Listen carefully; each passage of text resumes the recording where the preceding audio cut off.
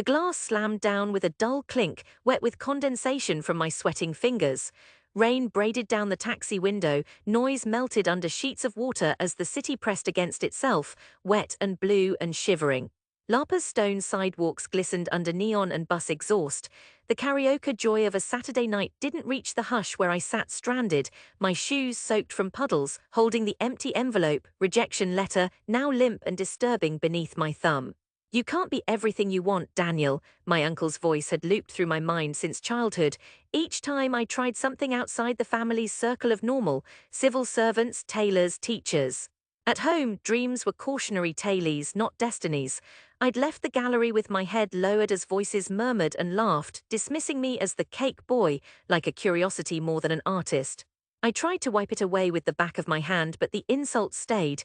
They hadn't even glanced at my creations, cakes sculpted into wild forms, glazes as thin and marbled as galaxy, spun sugar trembling under light. I'd poured myself into each piece, months of sleepless hunger and clumsy hope, but none of it mattered. Not here. The doorman had barely spared me a look as I stepped onto the curb, securing his velvet rope behind me, shutting away a world. Taxi, I'd called voice hoarse, but only the rain answered. Moments later, a corroded yellow Volkswagen stopped for me. "Where to, amigo?" the driver asked. "Home," but home wasn't at my mother's house in Jakyapagara. It wasn't the city at all some days. Rio clung to your heart, but tonight it clung in other, stickier ways. "Just drive," I said, and let my head fall against the window. The next day broke bright and oceanic, the way only Rio manages after a brutal rain.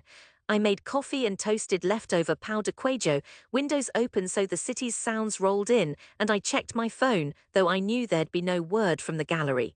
Or from my family. I'd barely confessed my plans to anyone. Most people thought my dream absurd. Pastry was baking, and baking belonged to women or men without real ambition. A chef, maybe.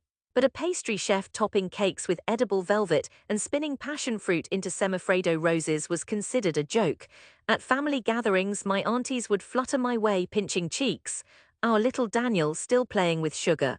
"He'll tire of it soon." "Right," laughter. My cousin Thiago, taller than me and always loud, would say, "Do you even make money, or just cake for Instagram?" I'd laughed it off, made jokes about diabetes, about the high cost of Belgian chocolate.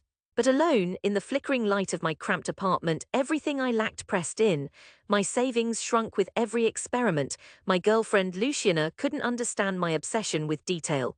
She liked her Brigadeiro sweet and unadorned, didn't see the point in piping guava gel 3 different ways. The rejection at the gallery wasn't a new kind of humiliation. It was just another notch, a quiet confirmation of familial prophecy. But by mid-morning, the silence in my apartment turned hot, shame mutating into something that ticked inside me, not anger, not really, but resolve. I walked to the kitchen and slid out the tray of dough I'd shaped the night before. The scent of fermenting yeast poured out, the start of something. I rolled dough into cylinders, twisted them, then brushed each with beaten egg, hands careful but strong. As they baked, the apartment filled with a scent so deep and warm even my bruised heart softened. I plated the pastries, piping guava and cheese, then dusting them with powdered sugar, the kind that fogs when you breathe near it. Each movement made the world tilt back on its axis. A little. I snapped a photo and without thinking posted it. Rejection doesn't feed you, creation does. Comments came, mostly strangers, but a few from old coworkers. "This is beautiful, Danny. When can I order?" And one from a man named Jacques in Paris. "Have you thought about coming here? We are hiring at El Orangery." I'd never left Brazil, not for longer than a beach holiday. But I emailed Jacques, attaching my portfolio and 3 videos of me working: tempered chocolate, blowtorched meringue, spun sugar. I did it all on a cheap phone balanced over my sink.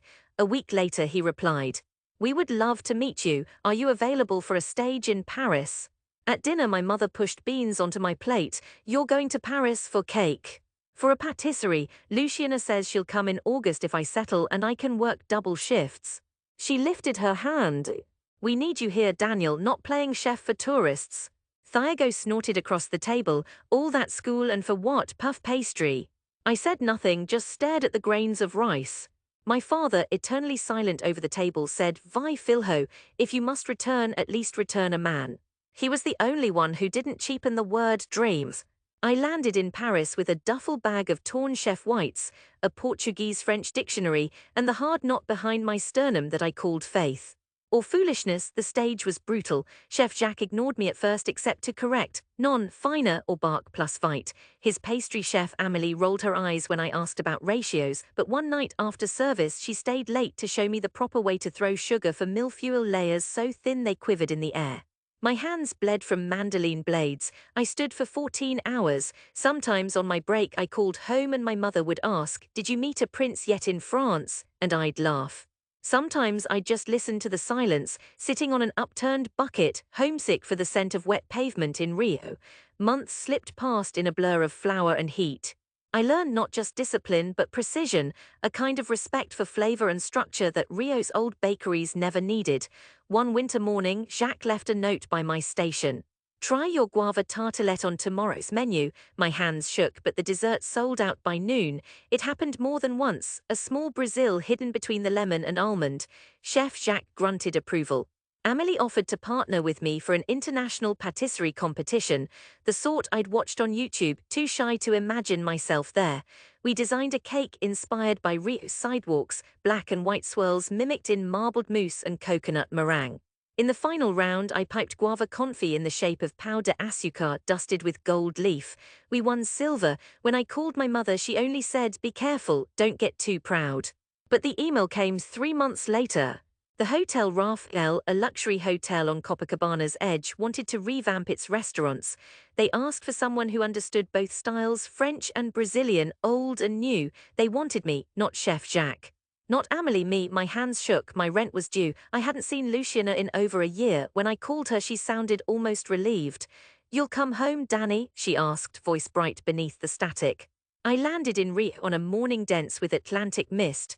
On the drive from Gallo, the hills bunched up behind the city, beaches silver in the half-light. The Raphael was a world apart from my mother's kitchen. Marble floors, chattering tourists, a kitchen the size of my old apartment in Paris. At first, the pastry team bristled. "Some French-trained fancy boy," one muttered. I pushed them no harder than Jacques had pushed me. In the walk-in freezer, I whispered to guava puree, coaxed cream to soft peaks, rolled tin-tight tuiles. Each day, a little less resistance, a little more curiosity. One night, a famous food critic visited. We served coconut milk flan with burnt sugar glass, lime madeleines, cassava cake slicing open to a fleur-de-sel caramel. He wrote, "The Raphael's pastry chef is reinventing Rio's flavor." My mother Facebook messaged, "Saw your review. Maybe you'll do a baked Alaska for us now, Heinz." After 3 months, the hotel organized an exhibition, a culinary gallery, pastry as sculpture, art you could taste. They invited critics, socialites, and being thorough, my family and the same gallery owners who'd snubbed me years before. I saw the invitation list. My aunties, Thiago, my uncle, everyone. Days before the event, I couldn't sleep. I restocked my station, polished the steel counter until my reflection looked grown, focused, tired but proud. With dawn breaking, I unmolded chocolate domes, dusted gold powder, cut small mosaics of guava pate de fruit to glisten like gemstones. I set up in the ballroom on opening night, palms sticky with nerves. Amid the white linen, I arranged 5 centerpiece cakes. One looked like Copacabana's boardwalk in black and white. Another, the arches of Lapa traced in spun caramel. A third, my favorite, a simple sheet of cassava cake piped with coconut cream topped with candied lime. My name spelled out modestly on a plaque in front. Daniel Alves, chef pâtissier. As the doors opened, a wave of perfume and chatter spilled in. Tourists, critics, then a knot of people from home, my mother, her mouth neat with lipstick and anxiety. Thiago, his shirt too tight over his chest. My uncle, the gallery director, peering through small glasses as though seeing pastry for the first time. My heart hammered with every footstep. I waited. The critics took photos, murmured over flavors. "Did you taste the cupuaçu truffle?" a woman asked, laughing in delight. Children pressed noses to the glass, eyes wide. One tried to reach for a guava tart and I passed her a second, winking. "Go on, dose." My family lingered at the edge, hesitating. Finally, my mother approached, hands folded so tightly the knuckles were white. She stared at the cakes, then at me, trying and failing to mask pride. "This is all yours, Daniel. All of it, and before you ask, it pays well." She laughed, a small sound, warm and embarrassed. "Your father would have liked this, I think. He loved your mother's cocada."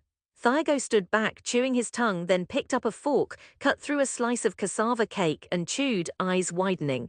He didn't speak, just nodded. I gestured, offering him more. The gallery owner approached, still skeptical. These are unusual cakes, they're almost art. I offered them here once, I replied quietly. You said pastry wasn't for galleries. He peered at me, uncertain, then tasted a spoonful of guava mousse, eyebrows rising in surprise. He nodded slowly, as if the flavor was some language he only now understood. One of the reporters turned to me with her microphone. You bring a new perspective, blending art and tradition. What drives you? I almost choked on my answer. In that moment, I thought of the rain-soaked night, the stares, the laughter, the cold certainty that I'd never be enough for this city. I thought of eggs cracked with bleeding hands, of saying good night to the world through sugar. Rejection doesn't end you, sometimes it gives you the recipe. My mother's eyes filled with tears, she blinked furiously away. My uncle embraced me, gruff. You did what you said you'd do, Menino. It's not what I'd have chosen, but maybe you were right. Later, after the journalists left and waiters began clearing the plates, my family lingered at my table, laughter rippling, tentative, still awkward but healing. We fished leftover pastries from the platters, eating with our hands as karaokers do. Eventually, my mother pressed a slip of paper into my palm, her old cake recipe written in her favorite blue ink, stained with oil and years of use. For you when you have time, she said softly, for your next invention. Outside, the rain slowed. The city's lights flickered on like distant fireflies, and Copacabana's sea air swept the ballroom. My family stood beside me, not as critics or believers, but simply as witnesses, not to my failure nor even to success, but to the silent resolve between. And in that sweaty, candle-bright hush, I understood I had finally come home.